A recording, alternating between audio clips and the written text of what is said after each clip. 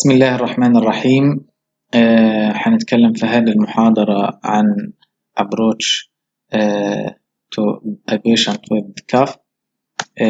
أول حاجة ال outlines بتاعتنا هنعمل definition للكاف، pathophysiology of cough، importance، ليش من وين تنبع أهمية الكاف types، history examination والwork up والmanagement. في الآخر في algorithm لapproach with to patient with the chronic cough. أول حاجة الكف هو explosive forceful expiration. ليش هو موجود؟ to provide normal protection mechanism or physiological protection mechanism against اللي هو airway secretions and foreign bodies and foreign material. في عنا 3 phases في الميكانيزم of cough. في عنا 3 phases of cough. الانسبيراتوري phase اللي هو inhalation of large amount of air and trapping of this air في اللنج. في الكمبريسيف phase بيكون trapped الاير against ايش؟ closed glottis، يعني في contraction للاكسبيراتوري muscle اللي هي الانتركوستال muscles and الابدومينال muscle against closed glottis. الفيز الأخيرة اللي هي الإكسبيراتوري فيز اللي هي بتطلع لنا صوت الكاف. صوت الكاف ناتج عن هذه الفيز اللي هي opening suddenly opening of the glottis and escaping of the air through it. الكاف باثوي simply الديتيل مش مطلوبة يعني. أول حاجة في عنا stimulus وريسبتورز والاكشن. في الستيمولس عندنا يا اما ميكانيكال ستيمولس يا اما كيميكال يا اما الانفكشن. في الميكانيكال ستيمولس ممكن تكون ماس، ممكن يكون فورين بادي، ممكن يكون ميوكاس. في الكيميكال ستيمولس الكيميكال irritants اللي هي الاسيدز، الجاستريك اسيد مثلا، الفلويدز، الكيميكال فلويدز. في الانفكشن والانفلاميشن اللي هي بكتيريال او فيرال، وهذه خاصيتها انها بتطلع الهستامين نيوروكاينين يعني انفلاماتوري ميدياتورز. هذا كل الستيمولس بتعمل ستيميوليشن للايروي، بتعمل ستيميوليشن للممبرينز، للايروي ممبرينز اللي هي فيها two types of receptors. فيها الميكانو ريسبتورز and الكيمو ريسبتورز. الميكانو ريسبتورز والكيمو ريسبتور بتعمل سيجنالينج، نيورال سيجنالينج للفيجاس نيرف اللي بروح على السي ان اس على البرين ستيم ريسبيرا، بتحفز اللارنج او اوروفرنجيال، بتحفز الكف.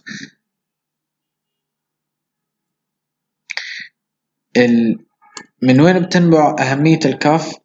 قلنا زي ما حكينا في الديفينيشن إنه هو ديفنس ميكانيزم، يعني الكف مهم to exhale and expulsion of foreign materials and foreign body.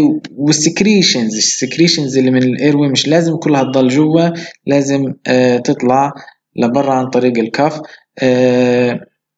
برضه هو symptom of disease، يعني هو الكف عبارة عن symptom of hidden disease. عن طريقه الchild can take the attention of parents and doctors، ومن طريقه هو symptom انه يوصلنا للhidden disease. يعني لو لا مثلا ممكن تضل الأزمة hidden for long time، و complication of its force يعني بصير fatigability للمصل. هاي importance of the cough.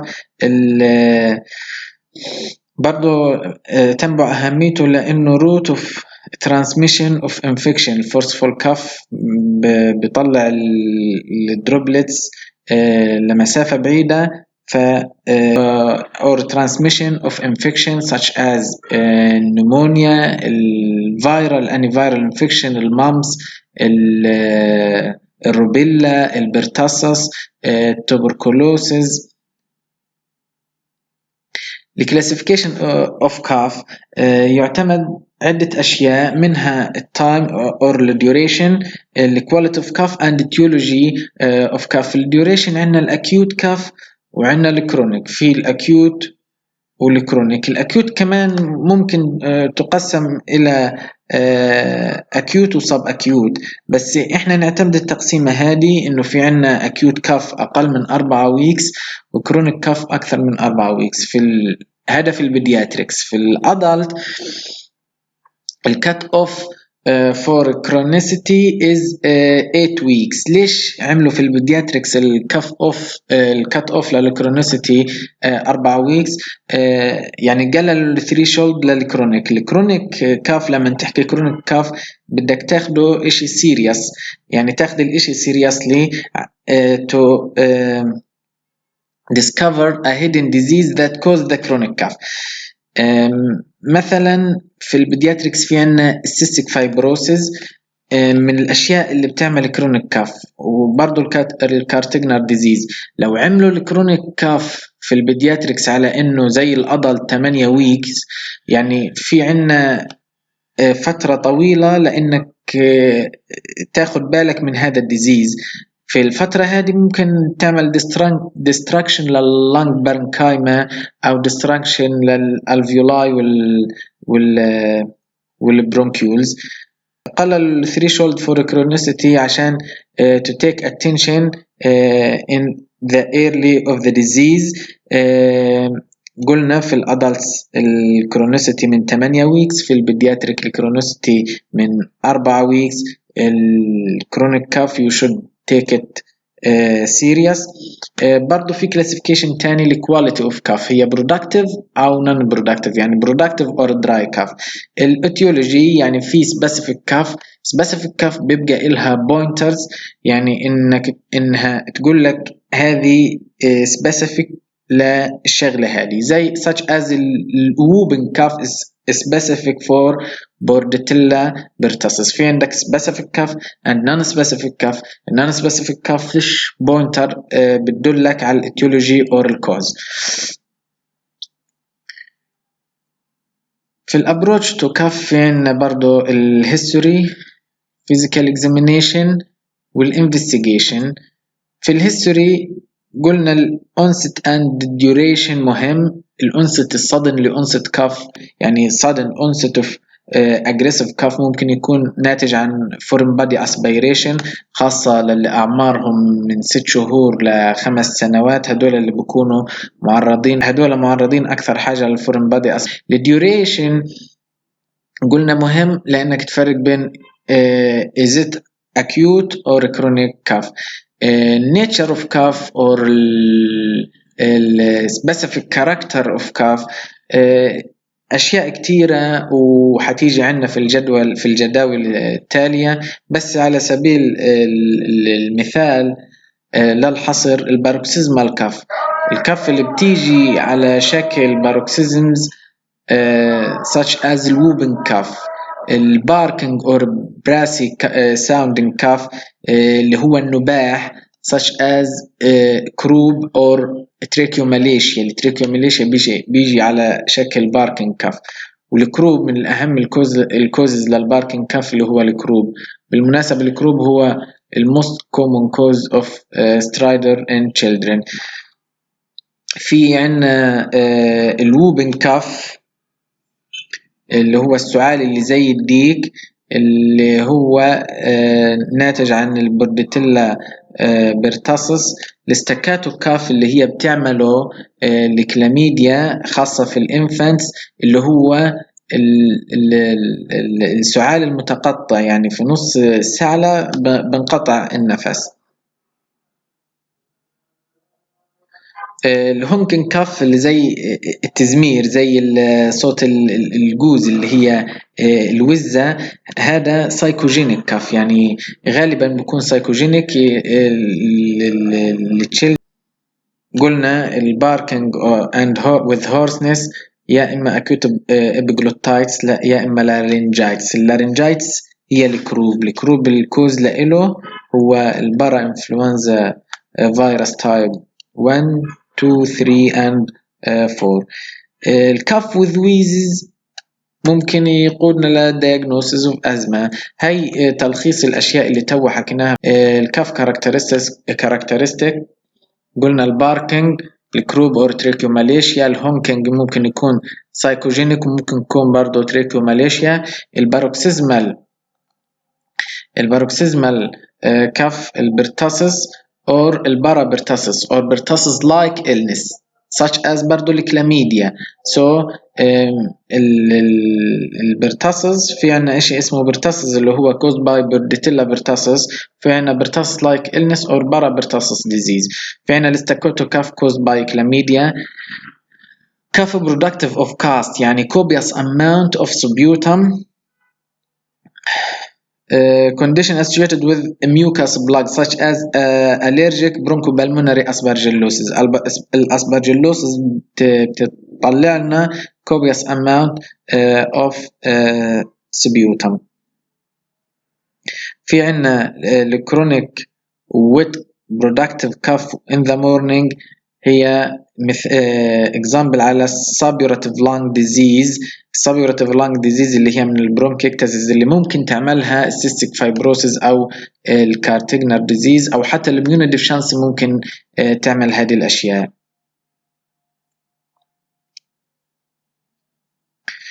في الهيستوري قلنا بدك تسأل عن الكاركتر، بدك تسأل عن الأنست الكورس والديوريشن، برضه بدك تسأل عن التايمينج اند associated feature. في التايمينج الأزمة غالبا بتيجي في الليل أو في آخر الليل لما الجو يسقع، هذا irritant للناس اللي معهم أزمة فبيزيد عندهم الكف. الايرلي مورنينج برضو ممكن الأزمة، ممكن البرونكيكتاسيس. البوزيشن فيما يتعلق بالبوزيشن لايك النمونيا، اللوبر نمونيا، لما البيبي ينام على الجهة اللي فيها اللوبر نمونيا هذا بيعمل له ريلاكسيشن. اما لما ينام على الجهه المعاكسه فباي ذا جرافيتي السكريشنز بتزيد في الاير ويز فبيعمل له ستيميوليشن وبزيد الكف، يعني بزيد الكف لما ينام على الجهه المعاكسه. هذا في اللوبر نمونيا. وبرضه في البرونكيكتاسيس نفس الحاجه، بتزيد السكريشن لما باي جرافيتي لما ينام على الجهه المعاكسه للي فيها برونكيكتاسيس فبيعمل اريتيشن للاير واي فبيزيد الكف. الكف اللي بيزيد مع الريكومبيننت بوزيشن مع السوباين بوزيشن اللي هو البوست نيزل دريب. الناس اللي معهم كرونيك ساينوسايتس، الناس اللي معهم جاسترواسوفيجيال ريفلكس ديزيز. قلنا الكوزز اوف دراي كف لازم تسأل ويت or dry. الcause of dry such as asthma, viral infection, interstitial lung disease. الcause of productive cough such as pneumonia and bronchiectasis إلى آخره. لازم تسأل برضو عن aggravating and relieving factor. الأزمة اللي بحفزها الشغلات اللي الإنسان عنده أليرجي لإلها such as dust and smoke. في عنا شغلة اسمها الأوتوجينيك كاف. الأوتوجينيك كاف هي كف ناتجة عن إنه في الإير بيبقى إمباكشن لفورين بادي أو الواكس. هو rare disease و relieved by removal of foreign body or the wax. في الأسوشيتد سيمتومز طبعا الفيفر بدللنا انه في انفكشن يعني في نيمونيا. النازل ديسشارج اند سنورنج بدللنا انه في بوليبس and في بوست نازل دريبس. الكاف associated with dyspnea or dyspnea with exertion, cardiac cause, cardiogenic asthma يعني في عندك هارت فيلر بيعمل لنا لانج إديما. لما يعمل لانج إديما بسبب كاف بسموها الكارديوجينيك أزمة. الشغلات اللي بتصحي البيشنت من النوم such as الجيرد and asthma و other associated factors such as بدك تسأل مثلا لو شكيت في زيجرين سيندروم تسأل عن الجوينت dry eyes and dry mouth. بدك تسأل برضو الكاف associated with vomiting ولا لا. البوست تصف vomiting هذا بيكون مع كتير مع البورديتيلا بيرتاسس. من شدة الكاف بصير ستيميوليشن للفيجاس نيرف، فبصير عنا بوست تصف vomiting.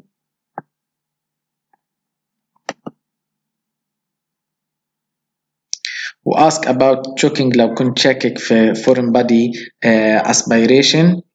ask about contact to diseased humans or animals. ask about atopy and family history of atopy such as eczema and allergy. وبرضه بدك تسأل عن البيشنت نفسه عنده eczema or allergy عشان السيستيك عشان الأزمة. ومهم الفاميلي هيستوري في السيستيك فايبروسيس زي ما احنا عارفين هو اوتوزومال ريسيسيف. هذه جدول مفصل اللي حكيناه هنا الكاركترستكس اوف كاف او كلوز اوف كاف، شرحناه اوريدي احنا في السلايدات السابقة. بعد ما خدنا الهيستوري في ديفرنشال دايجنوستس للكف لازم تفرق. قلنا اكيوت اقل من 4 ويكس، 4 ويك، وكرونيك اكثر من 4 ويك. سب اكيوت كاف من 2 ل 4 ويك. الفيرال ممكن يعمل اكيوت او سب اكيوت عادي. هي مذكور هنا فيرال انفكشن والبرونكايتس والازمه. الازمه حتلاقوها بتعمل اكيوت وسب اكيوت اند كرونيك كاف. في الاكيوت كاف يا اما انفكشن يا اما فورين بادي يا اما سايكوجينيك. في الانفكشن الكروب اللي هو بارا انفلونزا 1 و2 و3 و4، البرتصص اللي هي بورديتيلا، اكيوت ابر اور لور تراكت انفكشن.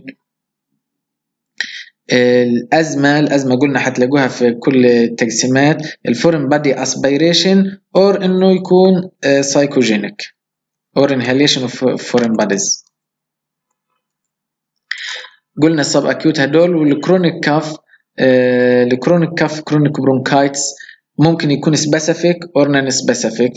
في النون سبيسيفيك فيش كلو للهذا، وهذا غالبا بيكون بوست فايرال، يعني بيكون بوست فايرال بيعمل اريتيشن وبيعمل كاف لدرجة انه يصير كرونيك كاف. ممكن الكرونيك انفكشن التوبركلوسيس، ممكن الشغلات اللي بتعمل برونكيكتز تعملنا كرونيك كاف such as cystic fibrosis, immunodeficiency, congenital lung disease, congenital heart disease and primary serial disc hernia. في الفيزيكال اكزامينيشن ضروري تعمل جنرال اكزامينيشن وسكين اكزامينيشن وهيد اكزامينيشن وايرز اند ريسبيراتوري اكزامينيشن. ريسبيراتوري بدك تعمله ديتيلد examination. في الجنرال examination في كل الطب لازم تاخد الفيتالز including الاكسجين saturation، الجروث بارامترز لو هو جروث retarded. ممكن تشك في شغلات chronic such as cystic fibrosis. assessment للبريثنج and respiratory distress وبتحطه على الجريدنج بتاعت respiratory distress جريد 1 و2 3 و4. لو كان بكح لما اجاك، لو سمعت صوت الكف جيد انك تسمع كيف هو الصوت عشان ممكن يعطيك كلو للدياغنوسيس.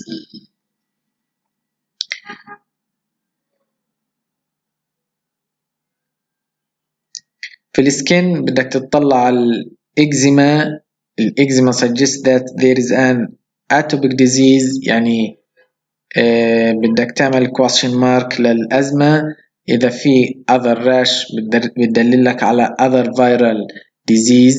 الهيد اند نيك برضو بدك تعمل على الالرجيك شينرز، يعني على السكين برضو في إكزيما ولا فيش إكزيما. وعلى الليمف نود تفحصها if there is immune deficiency or malignancy. على الإيرز لازم تفحص tympanic membrane تشوف في scarring or otorrhea، يعني في recurrent sinusitis and في الإير recurrent otitis media. recurrent otitis media بتدللنا على إنه في chronic disease زي cystic fibrosis or primary ciliary dyskinesia. object بتطلع في الاوتوسكوب على الاوبجكتس in the ear canal، يعني هذا اوتوجينيك كاف ولا مش اوتوجينيك. على الماوث ضروري تفحص الطفل with a tongue depressor، تشوف التونسلز، تشوف الفارنكس في upper respiratory tract infection ولا لا. على الهارت تسمع الهارت ساوند، وتسمع وين الهارت ساوند، لأنه في البرايمري سيلر ديسكاينيزيا 50% منهم بيجوا ديكستروكارديا. تسمع الهارت ساوند، تشوف في possibility of congenital heart disease. على الابدومين تطلع على الليفر، على السبلين، بتشوف هيباتوسبلينوميجالي لو في، يعني هذا كلو انه chronic disease such as immunodeficiency or cystic fibrosis. في respiratory examination قلنا بدك تعمله in detail. أول حاجة inspection، بعدين palpation، بعدين auscultation. الأوسكالتيشن مهم وممكن هو يكون الكلو للدياغنوسيس. وهنا في تفصيل في الأوسكالتيشن، يعني لو سمعت صوت ويز أو ريكريبيتيشن، الكريبيتيشن مع النمونيا، الويز مع الأزمة. الويز فيها تفصيل، unilateral ويز بتكونش غالبا أزمة، مثلا بتكون unilateral airway lower airway obstruction، ممكن unilateral lower airway obstruction تيجي من البلادز or foreign body aspiration. البايلاترال ويزز ممكن يجي شو اسمه البرونكيولايتس، ممكن بايلاترال ويز يجي مع الأزمة.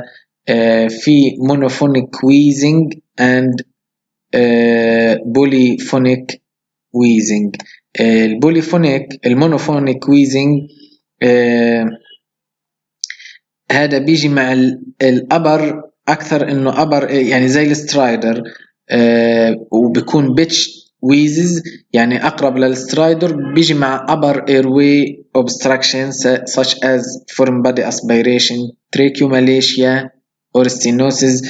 البوليفونيك ويزز هذا الويزز اللي بتسمعه، تسمع عدة أصوات بتبدأ وبتخلص بوليفونيك، يعني بتسمع وانت في السماعة بتسمع عدة أصوات من الويزز.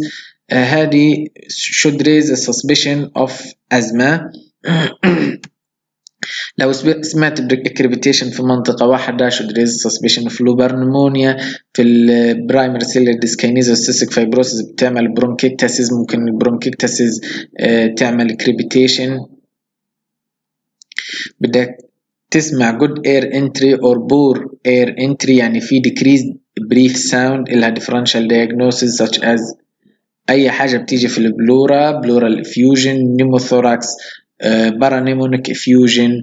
النمونيا بتعمل decrease brief sound and atelectasis or pulmonary collapse. البرونكال بريفز يعني بتسمع الصوت من فوق زي كأنه جاي من التراكية، هذا بعملها lung consolidation such as pneumonia. lung collapse اللي هي الاتيليكتاسيس بتعملها، والبلورال effusion. البركشن في هايبر ريزونانس وفي دالنس وفي ستوني دالنس. الهايبر ريزونانس في البلمونري في التنشن في النيموثوراكس آسف، وفي السوبدي مش كثير في الأطفال. في النيموثوراكس بتسمعوا هايبر ريزونانس. الدالنس يعني فيها كونسوليديشن يا البلورال ثيكنس. الستوني دالنس يعني يا إما أنت خابط على البون يا إما عندك بلورال effusion. هذه also there is a clues that guided us to our diagnosis already ذكرناها في الفيزيكال examination، وهذه برضو clues جيد انكم تمروا على الجدول هذا. هلا أخذنا الهيستوري وعملنا الفيزيكال examination. إذا وصلنا للدياغنوسيس والإشي سيمبل، خلاص مثلا upper respiratory tract infection don't need anything except subportion، يعني بده fluid subportion and ممكن hypertonic saline nebulizer، ممكن normal saline nebulizer، بدوش شغلات غير هيك. خلاص فيش داعي ل other works up ل other investigation. أما إذا ما قدرناش نوصل للdiagnosis or we need to confirm our diagnosis with work up, we should do بعض الأشياء such as chest x-ray، وفي تفصيل في chest x-ray or chest radiograph to patient with cough. في شغلات كثير ممكن نعملها diagnosis with chest x-ray such as pneumonia، البرونكوجينيك or البرونكيال نيمونيا، اللوبر نيمونيا، الأزمة اللي بتجينا مع هايبر انفليشن على الشيست اكس راي بنشوفها. البرونكيكتاسيس إلها سبيسيفيك ماركس على الشيست اكس راي.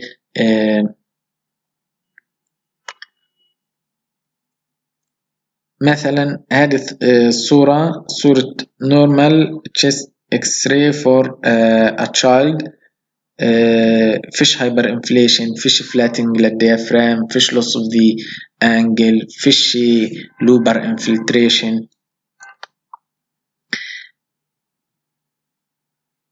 أما هذه الصورة أنتم ملاحظين كيلنا إيش؟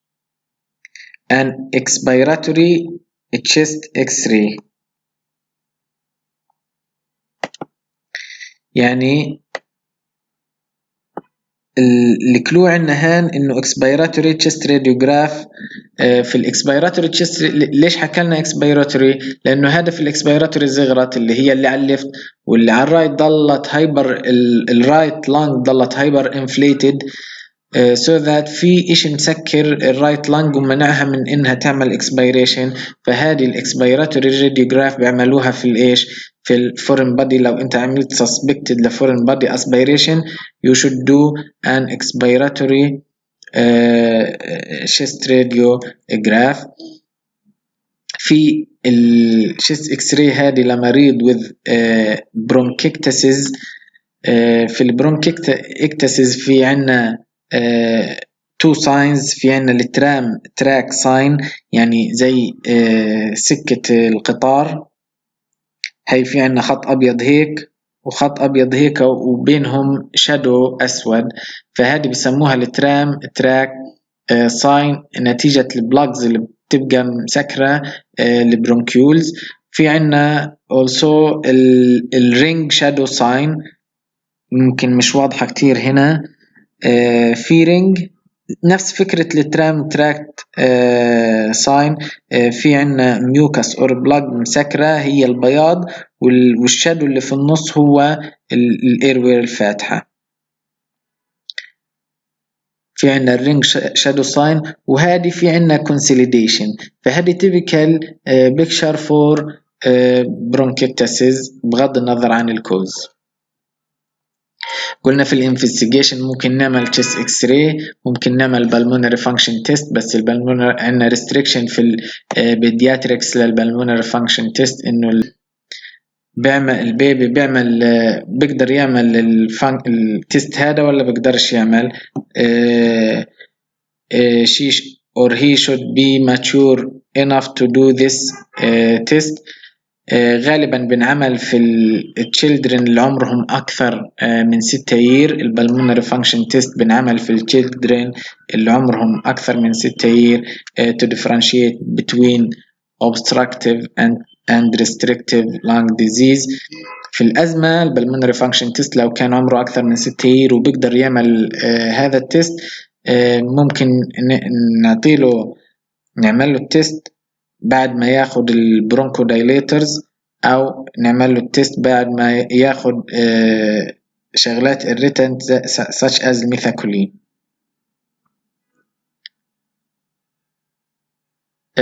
others investigation bronchoscopy rigid bronchoscopy تعملها if you suspect a foreign body aspiration.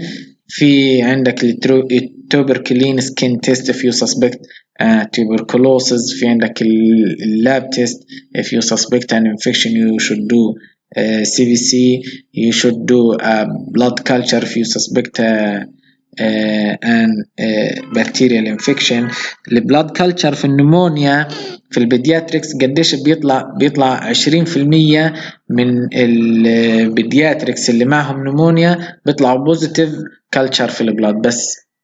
but في المننجايتس النسبة أكبر من 80 ل 90% اللي معهم مننجايتس بكتيريال مننجايتس بيطلعوا بوزيتيف بلاد كلتشر. فالبلاد كلتشر في النمونيا مش كتير سنسيتيف للإشي.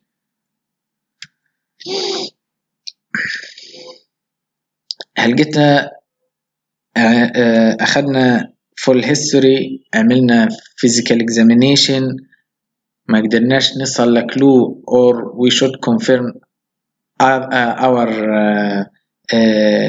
suspicion. رحنا عملنا investigations، عملنا x-ray أو pulmonary function test أو عملنا lab test or blood test.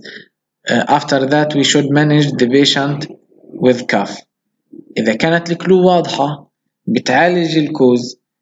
مثلا لو كان whooping cough وشكيت في البورديتيلا بيرتاسز confirm the diagnosis of بورديتيلا بيرتاسز، بدك تعمل للبيشنت سبورشن ما يصيرش معاه respiratory failure، وغير هيك بدك تعطيه antibiotic اللي هو الماكروليدز في early weeks of the disease، يعني في first or second week of disease to be effective.